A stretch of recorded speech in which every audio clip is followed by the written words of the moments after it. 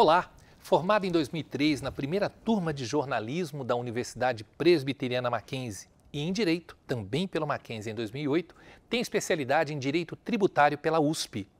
Apesar de ter trabalhado com jornalismo esportivo ainda como estagiário, optou por dar prioridade profissional à área jurídica a partir de 2005.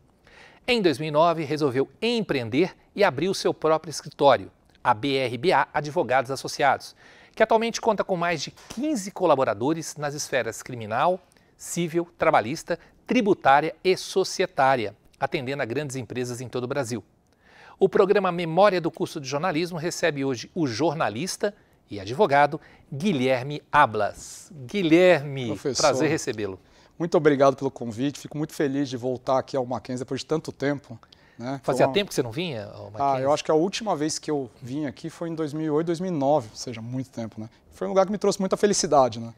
Não, imagina, para fazer duas faculdades no mesmo lugar. Eu brinco que eu cumpri uma pena grande, né? Aqui, mas se eu repetiria, faria tudo de novo. Assim, Guilherme, quando você sentiu que não era o jornalismo a tua área, era direito? Pois é, essa é uma pergunta que as pessoas normalmente fazem, né? E todo mundo acha que é por uma questão de mercado e tudo mais.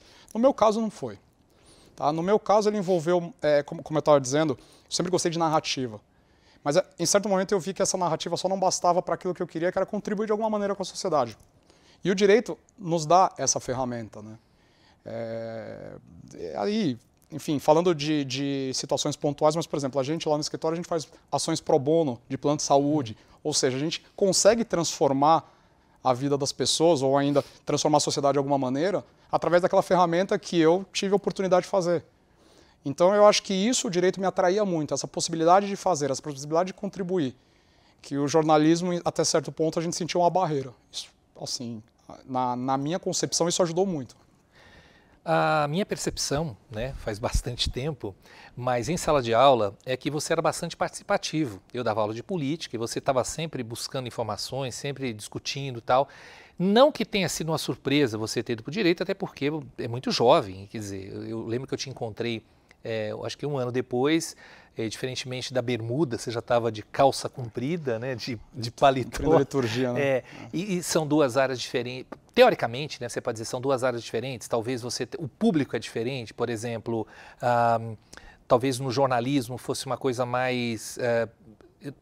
talvez o termo não seja esse, progressista, e o direito um pouco mais conservador no sentido...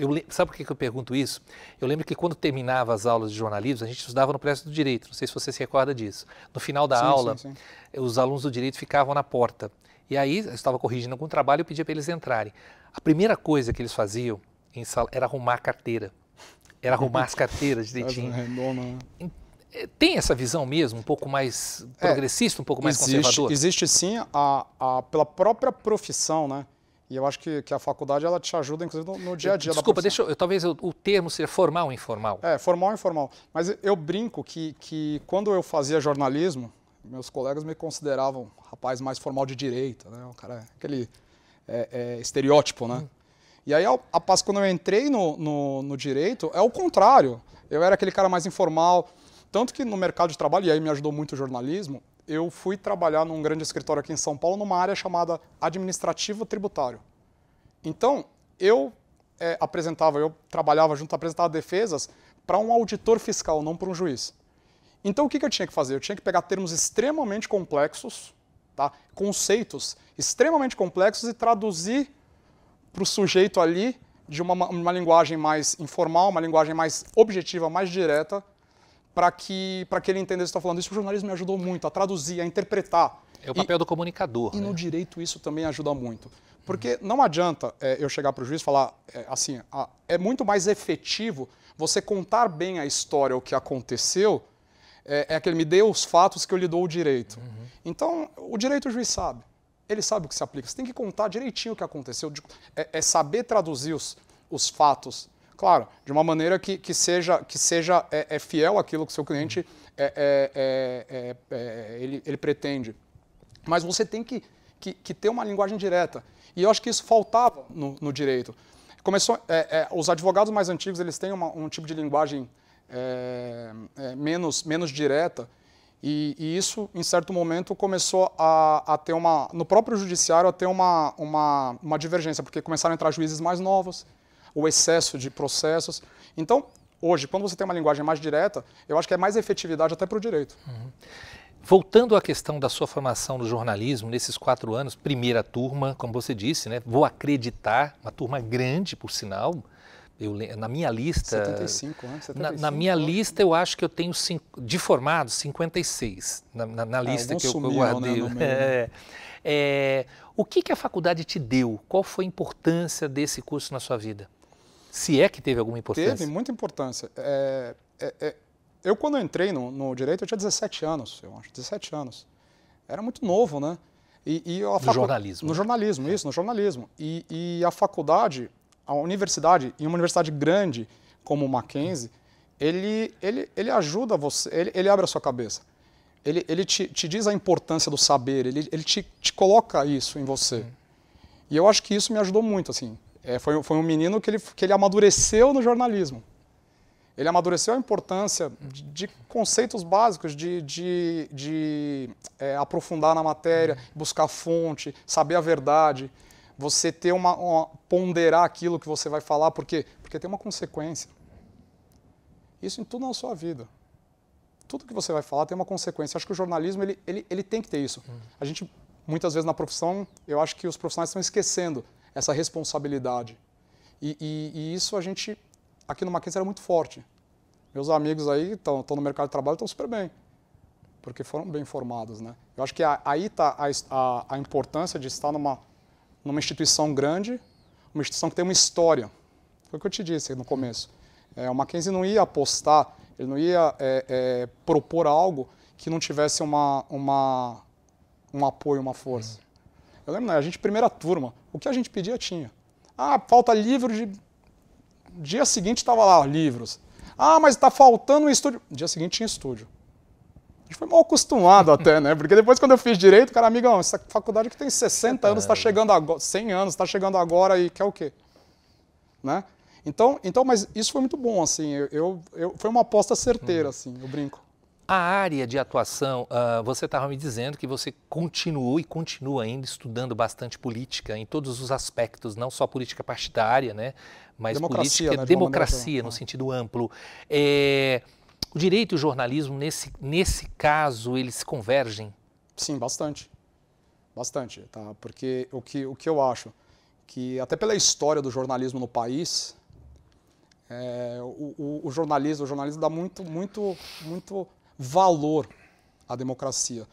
Muitos profissionais, bom, já se fazem 20 anos, né? Mas na época que a gente se formou, muitos profissionais que estavam no mercado passaram por um momento que não tinha democracia. Sim. Então, eles sabem, eles buscam, eles dão valor a isso. Talvez hoje a moçada mais nova não tenha tanto isso, sabe? Eu não sei, eu brinco que eu não sei o que os advogados daqui a 20 anos ou os jornalistas daqui a 20 anos vão falar sobre a situação que a gente viveu esses anos agora. O historiador vai ter muito trabalho, né? Mas... Tem conteúdo, pelo menos. Né? Tem muito conteúdo aí que você pode jogar fora, né? Mas tem conteúdo, né? Tem muita história boa para contar, como eu gosto de história. Tem muita história boa para contar. Né? Então, mas converge sim, e eu acho que sempre buscando a democracia, sabe? Que é um conceito muito amplo, é um conceito muito difícil. Você falar o que é democracia? É muito difícil. Eu acho que a gente estuda e a gente não tem uma resposta clara, né? Do que é a democracia, o exercício do direito do povo, né? Mas tem limite? Não tem? Como que é feito isso? Eles dizem muito quando a decisão da maioria, né? Mas muitas vezes essa decisão da maioria ela oprime uma minoria, né? Essa minoria ela não vê esse direito, essa democracia, né? Então a gente tem que ter muito cuidado, muito equilíbrio, né? Guilherme, quando você entrou aqui e quando você se formou, acho que até no direito não existia nem o Facebook. Talvez o Facebook estava começando. Orkut, pô. Orkut, era da época do Orkut. Né? A gente está passando por um momento de revolução total, talvez, dentre tantas, né, muito rápido, que é o ChatGPT e a inteligência artificial. E eu acho que isso também atinge o jornalismo diretamente, atinge a comunicação diretamente, mas também atinge o direito. Você é um cara que eu sei que tem bastante interesse nessa questão também sobre direitos autorais. que vocês têm visto sobre isso? O que tem se discutido? O que tem que ser feito? Como é que a gente vai pensar isso daqui para frente? É difícil, né? Porque tudo que a gente hoje imagina, toda a previsão que eu dei agora é um achismo, né, meu? Porque a gente pega esse chat GPT, é algo muito recente, né? Tem o quê? Não tem um ano. Não tem um ano. Quando a gente busca inteligências artificiais, na minha área, a gente conhece, a gente ouve dizer de escritórios de advocacia, não tão conhecidos de nome, mas muito grandes, que eles já colocaram uma linha de produção ali que é toda automatizada. Tem um certificado digital plugado ali e a máquina ela replica defesas em grande escala. É uma inteligência artificial, não deixa de ser. Aí você fala assim, o advogado vai perder o lugar dele? Acredito que não, porque a advocacia é muito mais ampla do que isso.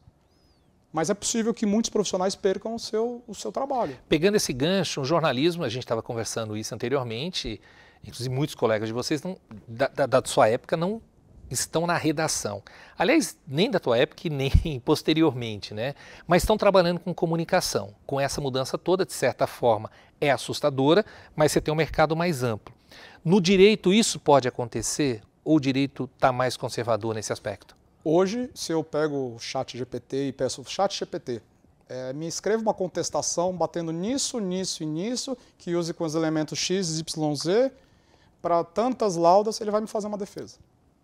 Está tirando o trabalho que talvez, por exemplo, se eu chegue, chat GPT, me conte a história do Mackenzie. Em vez de ter uma reportagem, ele vai reproduzir e alguém vai ler. Às vezes até a máquina pode reproduzir a fala. Então, o que eu acho que a gente tem que pensar é que por trás de tudo isso tem que ter uma pessoa, né? Veja, no caso do direito, que eu posso falar porque eu tenho estudado isso ultimamente, porque realmente é algo que a gente tem que ter atenção, não para se opor, mas para acompanhar, né? Eu não posso ficar para trás, ninguém pode ficar para trás. Mas é saber que o quê? Que as estratégias, o foco, é a história do redator, né? Precisa ter alguém balizando lá. Você não pode dar um microfone numa mesa e chamar aquilo de jornalismo, porque a gente conversou sobre isso. Precisa ter um direcionamento, né? Precisa ter alguém por trás que vai pensar, poxa, seria legal se ocorresse isso. Ou, nossa, olha que ideia bacana. Eu gosto de contar história, é bem isso, né? Nossa, olha que história legal para contar. Então tem alguém que vai ter que fazer isso. E aí o jornalismo pode... Você diz ali que parte dos meus colegas não estão em redação, isso me deixa até um pouco chateado, porque eu acho que a grande maioria, quando entra no jornalismo, eles querem contar história, né? Eles querem... Ninguém entra no jornalismo para ser um burocrata, né? Para ser um redator. Muitos redatores que hoje, nem sei qual é o trabalho, mas na época era um trabalho bem... Não ia à rua. O jornalista mesmo gosta de estar na rua, né? Gosta de ver os fatos, gosta de contar. Não, na sua época a gente falava em copydesk, que era para fazer as correções. Olha que coisa bacana que tinha. Então, eu realmente não sei. Eu acho que talvez a nossa geração seja quem vai enfrentar as mudanças, assim. Como tudo, né? De computador. Né? Quando você entrou, quando você terminou, estava começando a discutir a questão da validade do diploma para o exercício legal da profissão de jornalista, e depois isso caiu, mas já se... Tinha alguma coisa sobre isso. Isso você não ficou com certo receio? Fiquei, mas foi inclusive uma das coisas que me decepcionaram com o jornalismo. Tá? É aquela história, a gente nunca sabe os efeitos. E aí hoje, conversando com os colegas, a gente sabe que no fundo, a obrigatoriedade ou não, pouco atrapalhou, porque continuam exigindo diploma, continuam exigindo formação. Mas naquela época em que se colocam ou não vai mais precisar, tem muito medo, né, futuro? A gente fica com muito medo, porque fala, pô, eu tô aqui no jornalismo, tô me esforçando, fazendo, e eventualmente não vou conseguir emprego porque eu vou ter que concorrer com... E eu, como advogado e sujeito, por exemplo, à Ordem dos Advogados, eu acho muito importante você ter uma instituição que defenda você, que fale, não, isso aqui é do jornalista. Mesmo relacionado à liberdade de opinião? Todo mundo tem liberdade de defesa, mas todo mundo para entrar em juízo precisa de um advogado. Ah, Guilherme, mas tem o JEC, tudo bem, você também tem blog que você pode colocar, mas para ser um jornalista, eu acho que tinha que ter uma regulamentação, e isso existe, né? Até eu acho que o governo Lula isso foi discutido, aí muita gente trata como censura. Eu acho que se colocar balizas, e aí depois a gente até pode entrar numa questão das fake news, dessa regulamentação, porque em que pese eu ser a favor de uma regulamentação, eu acho que tudo tem um limite, né? Mas a gente precisa ter alguém que fale assim, ó, isso aqui é da profissão, olha, eu estou regulamentando politicamente, ó, Está tendo um abuso aqui. E em relação a fake news, que você acabou de citar, como é que quem regulamenta, quem diz que está tendo um abuso aqui, está tendo uma mentira aqui? Eu, assim, particularmente, aí é uma opinião minha, tá? Não tenho pretensão a discutir isso, até porque eu acho que vamos deixar os legisladores fazerem e depois a gente pensa aqui, eu como advogado no judiciário, como que eu posso dizer se está certo ou se está errado. Mas o que eu acho que há muitos anos o direito já vem fazendo essa baliza do fake news.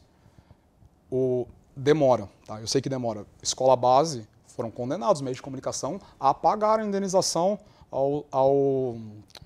esqueci o nome dele. Shiro Shimada. Pois é, e por coincidências da vida, eu vim reencontrá-lo num xerox na frente do Tribunal de Justiça. Ele nem gostava de falar sobre o episódio lá, né? Mas ele estava lá e era uma pessoa que a gente conhecia depois lá no direito. E eu vim saber que era a mesma pessoa até por um trabalho dos alunos do jornalismo. Que orientei. Isso, que foram lá. É. E aí eu falei, pô, mas eu conheço esse sujeito aí, ele é do Xerox lá. Mas enfim, eu acho que o judiciário ele faz isso. Guilherme, até hoje, né, é um dos assuntos mais discutidos ainda quando se diz de erros da imprensa. Isso, o caso, aí por exemplo, você fala dos limites do jornalismo e tal, teve o caso de uma modelo famosa aí com um empresário no mar, e aí as pessoas postaram isso e o Google foi condenado para tirar, só que o Google não tinha controle, porque conforme ele tirava, outros colocavam, e aí entrou numa discussão. Mas o judiciário ele já tem isso dentro das atribuições dele, né? Eu fico sempre um pouco, e aí talvez por esse histórico que a gente tenha no nosso país, eu fico sempre muito reticente, a palavra reticente, com uma limitação legal e objetiva administrativa. Eu acho que não. Você tem que dar balizas, mas limitações não. É a história do Código Penal, ele não fala que você não pode matar, mas ele fala que se você matar, você vai responder assim, assim, assado. Todo mundo aqui pode cometer um crime, mas você vai responder. Então, eu acho que é isso. A gente, sob pena de censurar, eu sou um pouco...